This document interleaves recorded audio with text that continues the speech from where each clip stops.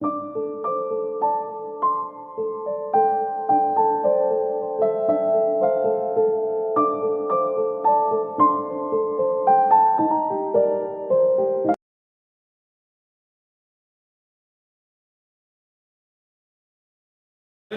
कैसे हैं आप सब। बिहार लोक सेवा आयोग बीपीएससी से अभी छात्रों का 3 डिमांड है। 3 डिमांड पे हम लोग बात कर रहे हैं और अभी जो चीजें हैं वो एक संस्था के द्वारा दूसरे संस्था पे, दूसरे के द्वारा पहले पे, और कई सारी चीजें यहाँ पे निकल के आ रही है। कुछ ऐसी रिस्पॉन्सिबिलिटी जो खुल के सामने आके निभानी चाहिए, वहां ये कह दिया जाता है कि ये हमारी रिस्पॉन्सिबिलिटी नहीं है, ये दूसरे की, हम क्या कर सकते हैं, हमारा हाथ बंधा है।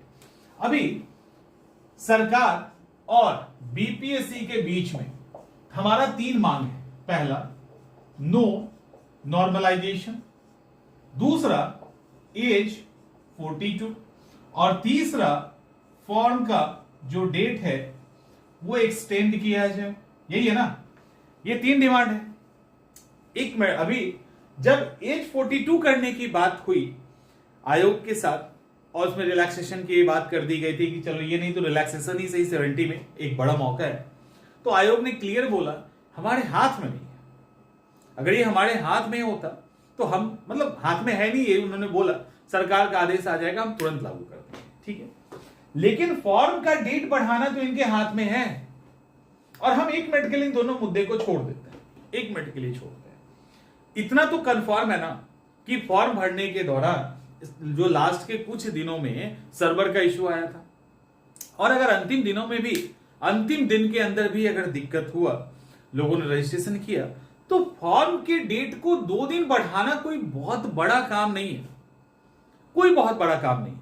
तो इसमें यह आएगा क्वेश्चन कि अगर हम 2 दिन डेट को बढ़ा देते हैं और फिर स्टूडेंट फॉर्म भरेंगे और फिर कुछ का छूट जाएगा, फिर क्या करेंगे।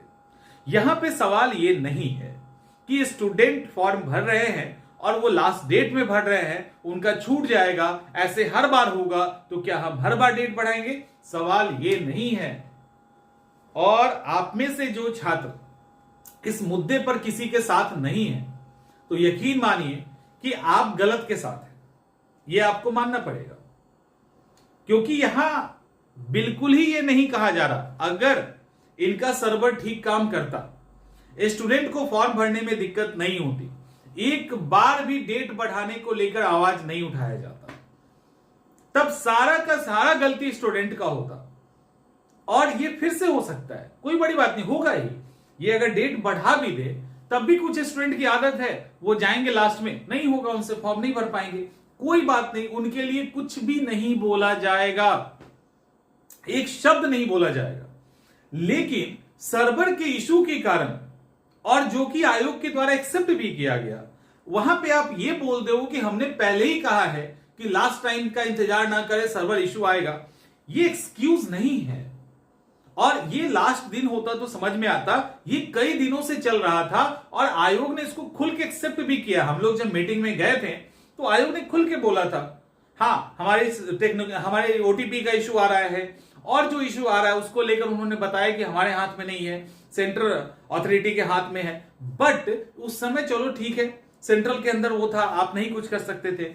लेकिन अगर उसके कारण ही दिक्कत हुई है तो 2 दिन तो डेट बढ़ाया जा सकता है, कोई बड़ा मैटर नहीं है। और 2 दिन डेट बढ़ा के सर्वर को ठीक रखिए, छोटा सा डिमांड है, 2 दिन डेट बढ़ा दीजिए, 3 दिन बढ़ा दीजिए और सर्वर को ठीक कर दीजिए।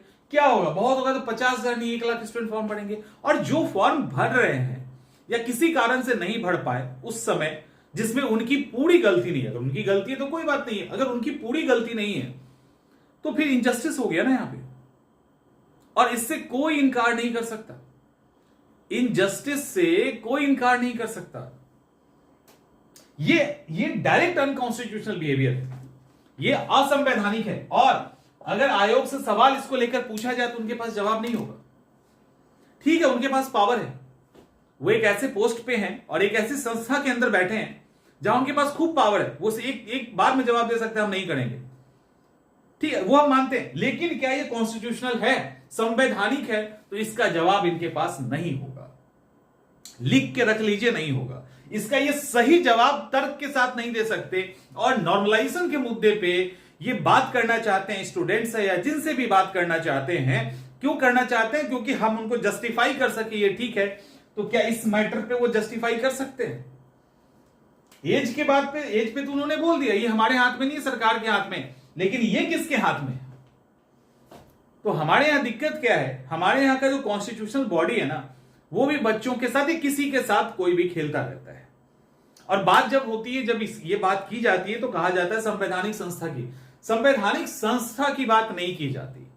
संवैधानिक संस्था तो गलत कभी हो ही नहीं सकता ना, लेकिन उसके पोस्ट पे बैठे हुए जो लोग हैं उनके अंदर, उनके नेचर में चेंज होने के कारण उसको, उसका तो सफर किया, वो उसके कारण सफर तो किया जा सकता है ना। सुप्रीम कोर्ट सबसे बड़ी अथॉरिटी है, लेकिन डिसीजन उनका भी बदलता है ना। एक जज दूसरे जज तीसरे जज में वेरी कर जाता है ना। अगर वेरी नहीं करता तो फिर सारे डिसीजन एज यूजुअल होते, जो पहले होता वो आज होता। तो कहने का मतलब ये है कि अकॉर्डिंग टू सिचुएशन, और अगर वो आज के डेट में गलत है तो फिर उस पर कंसीडर करने में कोई दिक्कत नहीं है। वहां पे इनह्यूमन वाला बिहेवियर नहीं दिखाना चाहिए, जहां तक मेरी समझ है। तो बीपीएससी को हर हाल में एज बढ़ाना चाहिए, क्योंकि ये वो मुद्दा है जिसपे अगर लिटरली लीगल एक्शन लिया जाए तो मामला फंस सकता है। और फिर ये जो फॉर्म का डेट है ना, ये जो एग्जामिनेशन का डेट है, ये भी लटक जाएगा, ये मामला फंस जाएगा। और यहां ये फंस ही जाएगा, यहां पे बचना मुश्किल है। ये अगर हाई कोर्ट में चला गया तो एग्जामिनेशन के ऊपर असर पड़ जाएगा। और जिन बच्चे का छूटा वो क्यों छोड़ेंगे? और कहीं से गलत भी नहीं है, कहीं से गलत नहीं है, ये पूरी तरह से इसका सपोर्ट किया जाएगा। क्योंकि मैं फिर कह रहा हूं कि अगर उनकी तरफ से फॉल्ट नहीं होता तो कोई कुछ नहीं कहता। तो एज 2 दिन, इसको अभी तक में तो मामला खत्म हो गया होता। 2 दिन डेट का बढ़ा देते, कहानी खत्म हो गई थी, कुछ होता ही नहीं यहां पे। अब मामला है दूसरा है नॉर्मलाइजेशन को लेके। खूब लाठी खा रहे हैं ना उत्तर प्रदेश के छात्र, देख रहे हो। यूपी में नॉर्मलाइजेशन लागू कर दिया गया, खूब विरोध किया गया। स्टार्टिंग में जितने विरोध हो सकते थे सड़क पे उतरने के पहले, वो सारे विरोध किए गए। जितने लीडर से उनसे लेटर लिखवाया गया या उनसे बुलवाया गया, वो सारा कुछ किया गया, जो अभी एज 42 पर किया जा रहा है। लेकिन तब भी आयोग ने कुछ नहीं सुना और नॉर्मलाइजेशन लागू कर दिया, जिसका कोई खास औचित्य नहीं दिखता है। क्योंकि यूपीपीएससी के अंदर भी, उत्तर प्रदेश तो बिहार से बहुत बड़ा राज्य है, उनका तो एरिया और बड़ा है। तो आरओ में तो चलो 10 लाख कैंडिडेट है तो वहां दिक्कत हो सकती है। यूपीपीएससी में का जो पीसीएस का एग्जाम है उसमें तो इतने स्टूडेंट नहीं है, और उससे कितने कम स्टूडेंट बिहार के अंदर है। अगर बिहार का एरिया भी छोटा है तो 5 लाख भी फॉर्म नहीं गया। तो ये जो नॉर्मलाइजेशन को लेकर जो बात यहां पे बिहार में उठ रही है, तो एटलीस्ट ये मामला दब जाना चाहिए। अब होगा क्या ना यहां पे, अब चूंकि आयोग ने तो ऐसा कोई ऑफिशियल स्टेटमेंट रिलीज नहीं किया है, तो आयोग को देख लेना चाहिए कि स्टूडेंट का इतना विरोध है, यूपी में क्या हाल हो रहा है, तो बेहतर है कि इसको ठंडे बस्ते में ही डाल दो, खत्म कहानी इसका कर दो, राइट। तो नॉर्मलाइजेशन को जो लेकर जो आयोग का स्टेप है वो पूरी तरह से गलत है, और नॉर्मलाइजेशन लागू करने का कोई तुक ही नहीं बनता। कोई तुक नहीं है नॉर्मलाइजेशन लागू करने का। एक ग्राउंड अगर दिखा दे नॉर्मलाइजेशन लागू करने के लिए, खासकर 70 की बात कर लें, और ये सब जो बोला गया ना, ये नॉर्मलाइजेशन लागू होगा या हम क्वेश्चन लेवल बढ़ा देंगे, ऐसी कई सारी बातें की गई जिसके कारण इतने कम फॉर्म पड़ गए। अब सवाल है तीसरा, एज को लेकर। तो एज को लेकर आयोग अपनी जगह पे ठीक है कि एज सरकार का मुद्दा है। एज 42 कर दे या 50 कर दे, आयोग को क्या फर्क पड़ता है? आयोग को कोई फर्क नहीं पड़ता। आयोग जितना सरकार ऑर्डर देगी उतना आयोग कर देंगे। तो आयोग की अथॉरिटी वहां पे नहीं है। लेकिन आप बताइए, एक एज ए गार्जियन सरकार को भी और एज ए गार्जियन आयोग को भी सोचना चाहिए कि एक इतना बड़ा मौका है, आप 2000 प्लस सीट लेके आ गए हैं, प्लस अभी 500 सीटों को लेकर बात चल रही है कि वो जुड़ेगा या नहीं जुड़ेगा, पता नहीं। इतना बड़ा मौका आप दे रहे हो और आपको लगता है, ऐसा आप सोचो कि एक फैमिली होता ही, और उस फैमिली में पहले ऐसी अपॉर्चुनिटी नहीं आई और बाद में इतना बड़ा अपॉर्चुनिटी आया, और आप कहोगे कि सारा जमीन हमने बांट दिया पहले से ही, अब तुम लोगों को नहीं देंगे, अब जो नया है उसको देंगे, तो कैसा लगेगा? कुछ यही स्थिति है ना। आप इतना सीट लेके आ रहे हैं और वो चीजें आपसे मांगी जा रही है जो अदर आयोग ने अपने बच्चों को प्रोवाइड करवाया है, वही चीज मांगी जा रही है ना। कुछ अलग तो हम नहीं मांग रहे हैं, जो ऑलरेडी प्रोवाइडेड है अदर स्टेट के द्वारा उसी की बात की जा रही है। एटलीस्ट एक पॉजिटिव साइन तो दिखना चाहिए था ना इसको लेकर, जो नहीं दिख पा रहा है। इतने एफर्ट करने के बावजूद, इतने सेंट्रल लेवल के मिनिस्टर, स्टेट लेवल के सब लोगों ने लिखा है सरकार को, लेकिन अभी तक नहीं हुआ। जबकि एज को बढ़ाना एक बड़ा मुद्दा है और एज बढ़ना भी चाहिए। इसलिए नहीं बढ़ना चाहिए कि बिहार में, मतलब इसलिए नहीं बढ़ना चाहिए, देखिए मैं फिर से कहता हूं, इसलिए मैं नहीं कह रहा कि एज बढ़ना ही चाहिए। मैं इसलिए एज बढ़ने की बात कर रहा हूं कि जब बिहार की स्थिति और स्टेट से पिछड़ी हुई है और स्टेट ने मौका अपने बच्चों को दिया है, तो बिहार क्यों ना दे? क्या इसका भी कोई जवाब है? नहीं है। इसका भी जवाब नहीं है कि आप क्यों नहीं बढ़ाएं।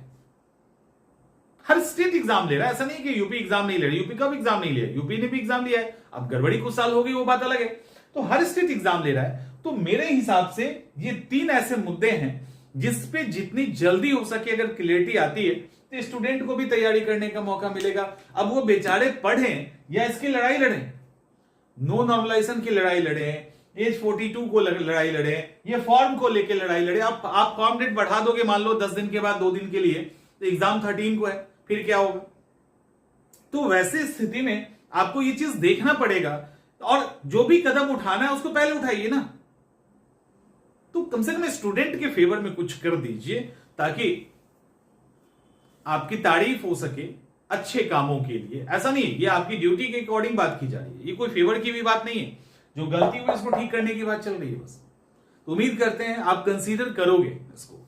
और जहां तक पता चला है कि आप लोग देखते हैं लोगों को, ठीक है, सोशल मीडिया पे जो चीजें आती है उसको आप वॉच करते हैं, ऐसा आप ही लोगों ने कहा है। तो रिक्वेस्ट है आप लोगों से हाथ जोड़ करके कि प्लीज इस पे कंसीडर कीजिए। बच्चे परेशान हैं, 13 को एग्जाम की तैयारी करेंगे या इस स्ट्रेस के अंदर रहेंगे, आप ही सोचिए। उम्मीद करते हैं कि ये वीडियो भी वहां तक पहुंचेगा और शायद पॉजिटिव कार्रवाई भी इस पे हो जाए। मिलते हैं हम लोग नेक्स्ट